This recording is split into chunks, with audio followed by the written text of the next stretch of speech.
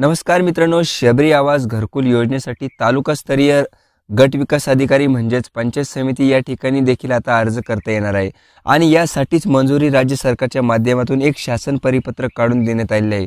मित्रांनो, राज्यातील अनुसूचित जमातीतील खास करून राबविल्या जाणाऱ्या महत्त्वाची अशी घरकुल योजना म्हणजे शबरी आवाज घरकुल योजना आणि या योजनेकरता शासनाच्या माध्यमातून एक अर्जाचा नमुना आता प्रकाशित करण्यात आलेला आहे आणि हाच अर्ज आदिवासी विकास कार्यालय यांच्याकडे सादर करण्याचे निर्देश देण्यात आलेले आहे।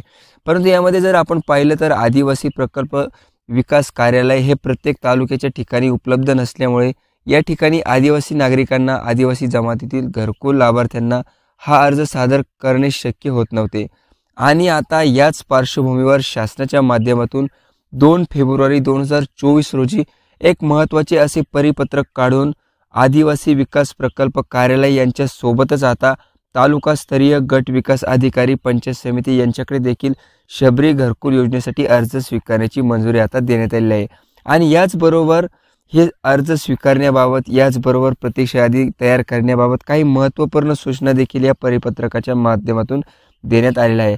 आपण पाहू शकता, शबरी आदिवासी घरकुल योजना ग्रामीण साठी प्रतीक्षा यादी तयार करणे व या योजनेसाठीचे अर्ज प्रकल्प कार्यालय एकात्मिक आदिवासी विकास व गट विकास अधिकारी पंचायत समिती येथे स्वीकारण्याबाबत हे शासन परिपत्रक काढण्यात आलेले आहे। यामध्ये आपण पाहू शकता, पंचायत समिती कार्यालयाने शबरी आवाज घरकुलचे अर्ज एकात्मिक आदिवासी प्रकल्प कार्यालयास सादर करावेत।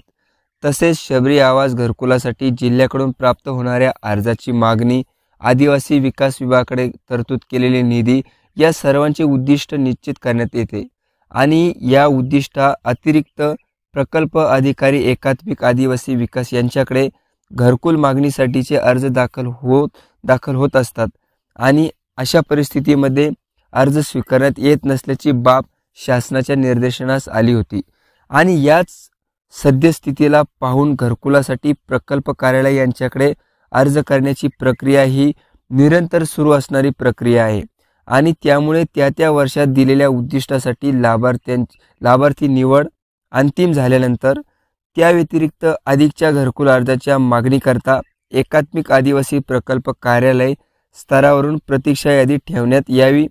सदरची प्रतीक्षा यादी तयार करत असताना पात्र लाभार्थ्यांनी दिलेल्या अर्जाच्या नमुन्यासह व कागदपत्रासह अर्जाचा कालावधी, अर्ज प्रकल्प कार्यालयास प्राप्त होण्याची दिनांक, वेळ विचारात घेऊन प्रथम येणाऱ्यास प्रथम प्राधान्य या तत्वावर प्रतीक्षा यादी तयार करण्यात यावी। तसेच सदर प्रतीक्षा यादी ही प्रकल्प कार्यालयाच्या संकेतस्थळावर प्रसिद्ध करण्यात यावी। सदर यादी दर महिन्याला अद्ययावत करण्यात यावी। अशा प्रकारे शबरी घरकुल योजनेच्या अंतर्गत लाभ देणाऱ्या नागरिकांची प्रतीक्षा यादी व अर्ज प्रक्रिया पार पाडण्यात येणार आहे आणि त्याबाबतच हा शासन निर्णय आपण या ठिकाणी पाहू शकता। मित्रांनो, शबरी घरकुल योजनेचा जो काही महत्त्वपूर्ण शासन निर्णय आहे व अर्जाचा जो काही नमुना आहे तो जर आपल्याला पाहिजे असेल तर तुम्ही आपल्या या चॅनलच्या डिस्क्रिप्शन बॉक्समधून देखील डाउनलोड करू शकता आणि या अर्जाची प्रत आपण संबंधित कार्यालयाला सबमिट करू शकता। तर तुम्ही जर शबरी घरकुल योजनेच्या अंतर्गत लाभार्थी असाल तर तुमच्यासाठी हा महत्त्वाचा असा व्हिडिओ आहे। या माध्यमातून आपण शबरी घरकुल योजनेसाठी अर्ज करू शकता। तर मित्रांनो, शबरी घरकुल योजनेच्या अर्जासंबंधित व शासनाने नवीन काढलेल्या परिपत्रकाद्वारे जो काही अर्जाचा नमुना शबरी घरकुल लाभार्थी योजनेसाठी असणार आहे त्याबाबतचा एक महत्त्वपूर्ण असा व्हिडिओ आजच्या आपल्या या चॅनलच्या माध्यमातून घेऊन आलो होतो। मित्रांनो, आपल्याला माहितीच असेल की शासनाच्या उपयुक्त असलेल्या योजना व माहितीपूर्ण व्हिडिओ घेऊन येण्याचा आपला नेहमी प्रयत्न असतो। त्यामुळे आपल्या या चॅनलला सबस्क्राईब करायला विसरू नका।